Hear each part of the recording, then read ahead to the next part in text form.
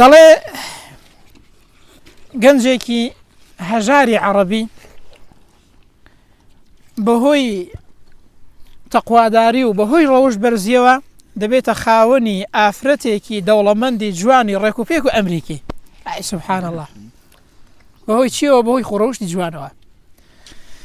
مامۆستایەک باز دەکات دەڵێ ڕۆژێکی گەنجێکی عەرەبی لە مەسعەدەیەکی سەر دەکەوتن لەگەڵ ئافرەتێکی ئەمریکی کە سفور بوو، ئافرەتێکی زۆر جوان بوو. دەڵێ هەر تەنیا ئەو گەنجە لەگەڵ ئەو ئافرەتەی بەیەکەوە لە مەسعەدەکەیدا سەر دەکەوتن و بەیەکەوە بوون. دەڵێ ئەو ئافرەتە کە تەماشا دەکە ئەو گەنجە عەرەبیە پیاوێکی زۆر ڕەوشت بەرزە، تەماشای ناکات، سەری دانەواندووە وەلحاصڵ تەماشای ئافرەتەکەی ناکات، زۆر پێی سیر دەبێت چونکە لە کەلتوری واندا ئەوەی نەبینی وایدی. دەڵێ باشە بۆچی تەماشام ناکەی؟ باشە من جوان نیم، پێت جوان نیم؟ دەڵێ وەڵی نازانم نەجوانی نەنا، بەڵام منەوەی دەزانم لە دینەکەی ئێمەدا ڕەوا نییە کە ئینسان تەماشای ئافرەتێک بکات کە یعنی حەرام بێت و لێی حەڵال نەبێت.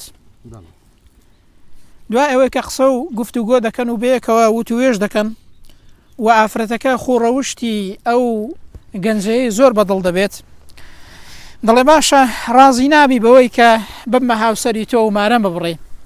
لە کاتێکدا کۆمپانیام هەیە و زۆر دەوڵەمەند بوو وەلحاصڵ ئیدی ژیانی هاوسەری پێک بێنین. دوای ئەوەی کە قسە دەکەن و وەمەرجی ئەوەی بەدادەنێ کە واز لە سفوری بێنێت و ئەوانە یعنی خوای گەورە دەیکاتە قسمەتی. دوای ئەوەی ئەو گەنجە عەرەبە کە گەنجێکی تەقوادار و ڕەوەش بەرز بوو دەبێتە خاوەنی ئەو کچە ئەمریکیە کە خاوەنی کۆمپانیا بوو وە کچێکی زۆر جوان و ڕێک و پێک و هەروەها کچێکی دۆڵەمەند. بەهۆی چیەوە بۆ خاوەنی؟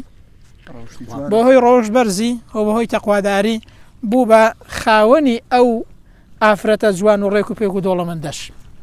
کاکەوەی ئیعجازی ئەو ئاەتەیە خوا چە دەفەرمێ ومن يتق الله يجعل له مخرجا ويرزقه من حيث لا يحتسب. ئەو گەنجە هەرگیز نەیزانیوە کە تووشی شتێکی ئاوا دەبێ، ڕۆژێک لە ڕۆژان شتێکی ئاوای وەدێتە پێشەوە، بەڵام بۆی ڕۆژ بەرزیەوە یعنی تووشی ئەو وەکو بڵێ ئافرەتە باشە و دەوڵەمەندە دەبێت کە دواتر ژیانی هاوسەری پێک دێن و خوای گەورەش بەرەکەتیان دەخاتە نێوان. کاکە هەر ئەوەیە ئینسان کە تەقوادار بوو، ڕەوش بەرز بوو، ئینسان چاکەکار بوو، بەخوا خوای گەورە دەروی لێ دەکاتەوە و چاکەی بۆ دێنی و چاکەشی دێنی تەڕێ. والسلام عليكم ورحمة الله وبركاته.